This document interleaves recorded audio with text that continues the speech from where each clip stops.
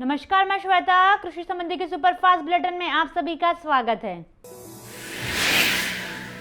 मनुष्य के पीने के पानी के लिए भूजल महत्वपूर्ण स्रोत है। इसमें कुआं का बड़ा महत्व है, लेकिन नागरिकों की उदासीनता और प्रशासन की अनदेखी की वजह से नागपुर शहर के 50% कुएं कचरा घर बने हैं। वर्धा रोड पर चीज भवन आरओबी का रेलवे ट्रैक ऊपर वाला चुनौतीपूर्ण हिस्सा अब बनकर तैयार हो गया, लेकिन नेताजी की तारीख का इंतजार हो रहा। लोड टेस्ट के बहाने आवाजाही शुरू करने पर अब ब्रेक लगा हुआ है।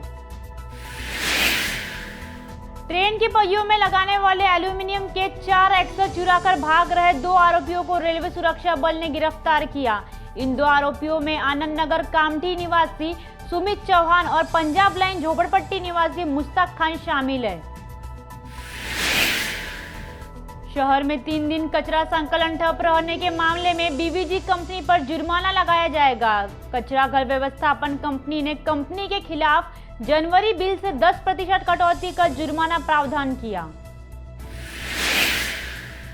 जमानत मिलने के बाद से फरार आरोपी को 30 साल बाद गिरफ्तार करने में पुलिस को सफलता मिली।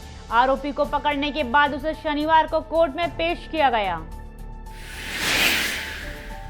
नागपुर के सीमावर्ती इलाके में आज भी पानी की पाइपलाइन डाली नहीं गई। लाखों की आबादी टैंकरों से होने वाली जलापूर्ति पर निर्भर है, लेकिन मनपा प्रशासन पर नॉन नेटवर्क इलाकों में टैंकरों की संख्या घटाने के मूड में है। पावर पेट्रोल कुछ ही दिन में शतक की ओर कदम बढ़ा लेगा। पेट्रोलियम कंपनियों द्वारा जिस तरह मूल्य वृद्धि की जा रही है, उससे तो लगता है कि पेट्रोल के दाम कुछ ही दिन में 100 रुपए लीटर तक जा सकेंगे। कोविड काल में नागरिकों की मदद करने वाले समाज सेवकों और विभिन्न संस्थाओं के 400 प्रतिनिधियों का सत्कार मनपा की ओर से किया गया। इस दौरान मुख्य अतिथि के रूप में केंद्रीय भूतल परिवहन मंत्री नितिन गडकरी उपस्थित थे। नई दिल्ली की गवर्निंग काउंसिल की बैठक में आगामी 8 से 10 फरवरी तक नागपुर में की जा रही कैट के राष्ट्रीय पदाधिकारियों की इस 3 दिवसीय बैठक में कई महत्वपूर्ण विषय पर चर्चा होगी। शहर वासियों को केंद्रीय आम बजट से काफी उम्मीद है। खासतौर पर बजट में रेलवे के लिए की जाने वाली घोषणाओं में नागपुर की झोली में कुछ नई ट्रेनें आएगी। रेलवे स्टेशन और रेल मार्ग के विकास पर भी जोर दिया जाएगा। शहर पुलिस आयुक्त अमितेश कुमार ने एक सूची जारी कर 3 सहायक पुलिस आयुक्त व 21 वरिष्ठ पुलिस निरीक्षकों को तबादले किए। अचानक हुए इस तबादले को लेकर पुलिस महकमे में हड़कंप मची है।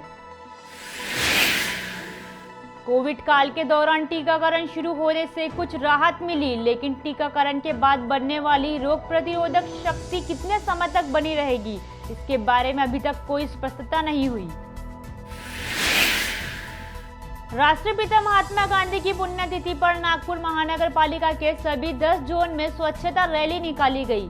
रैली के जरिए स्वच्छता को लेकर जन जागृति और स्वच्छता सर्वेक्षण में नागरिकों को सक्रिय भागीदार देने की अपील की गई। नागपुर विश्वविद्यालय के अमरावती रोड के शैक्षणिक परीक्षा में स्थित इम्यूनिटी बिल्डिंग को दत्तोपंत डेगड़ी का नाम दिया जाएगा।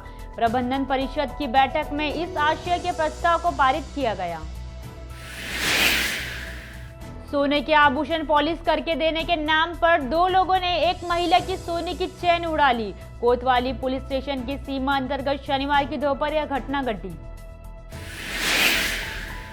सावनेर तहसील कार्यालय की नायब तहसीलदार ने रेती से लदे 10 ट्रक पकड़े। नायब तहसीलदार चैताली दराड़े गश्त करने के दौरान उन्हें खापा पाटन संघी मार्ग पर अलग अलग जगहों पर रेती से ट्रक पकड़कर कार्रवाई की। सरकार ने पूर्व घोषित सरपंच पद के आरक्षण रद्द कर चुनाव उपरांत पुनः ड्रॉ निकालने का निर्णय लिया। इसी के तहत 4 फरवरी को स्थानीय तहसील कार्यालय में सरपंच पद का आरक्षण तय होगा। नागरिकों की सुविधा को देखते हुए नागपुर से गुजरने वाली ट्रेनों को स्थानिक स्टेशन पर स्टॉपेज देने की मांग की गई। इस संबंध में तहसील व्यापारी संगठनों ने नरखेड़ स्टेशन मास्टर को ज्ञापन सौंपा। इस वर्ष पहली बार डेंगू के मरीजों की संख्या कम पाई गई।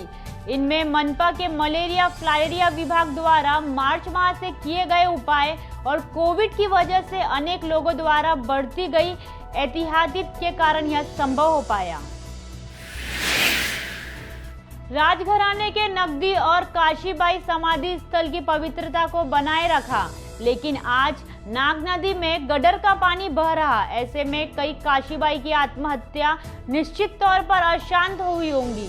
जगनाड़े चौक से हिरवीनगर नाग नदी की स्थिति दयनीय है। आज के सुपरफास्ट बुलेटिन यही समाप्त होते हैं। देखते रहिए कृषि समृद्धि। नमस्कार।